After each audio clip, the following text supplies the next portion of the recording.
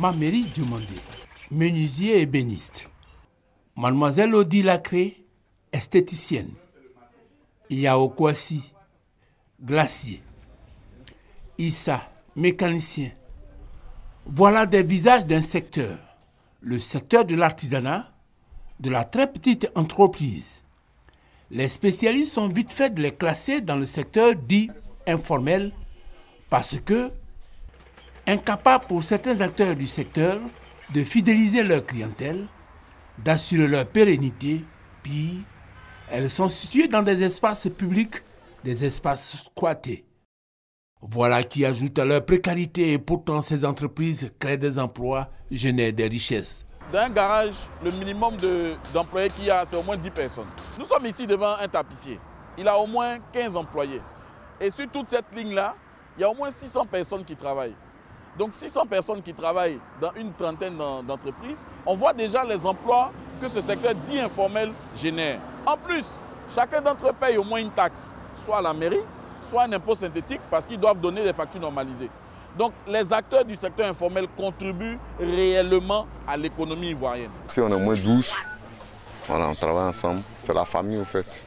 Ici, bon, il y a un taulier, il y a un mécanicien, il y a un électricien, voilà, on travaille en collaboration ensemble. Des chiffres pour conforter cet avis. Ce secteur emploie 12% des actifs ivoiriens et regorge d'un potentiel de 960 000 entreprises.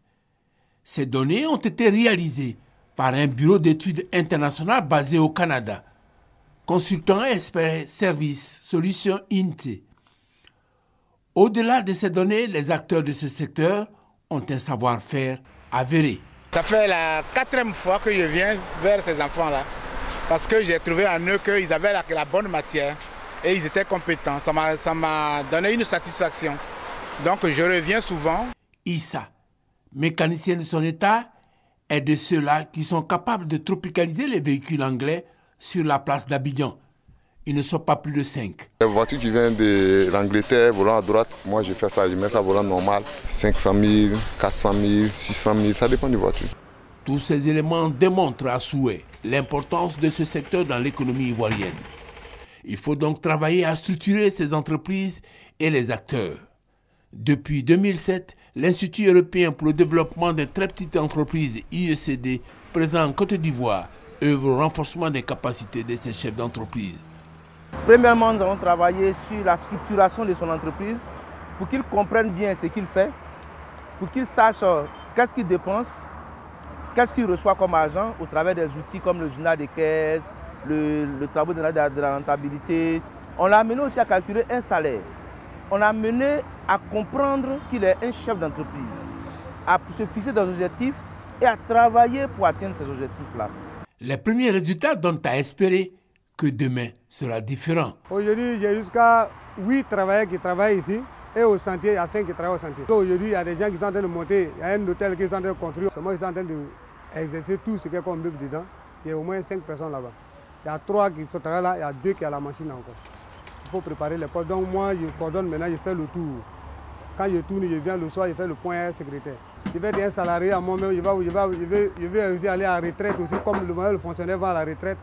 Ça est dans mon cœur comme ça. Si je passe rien, c'est pour ça que dès maintenant, je travaille tous mes travailleurs. Je les encadre, même malgré les salaires n'est pas beaucoup, mais on travaille d'abord sur contrat.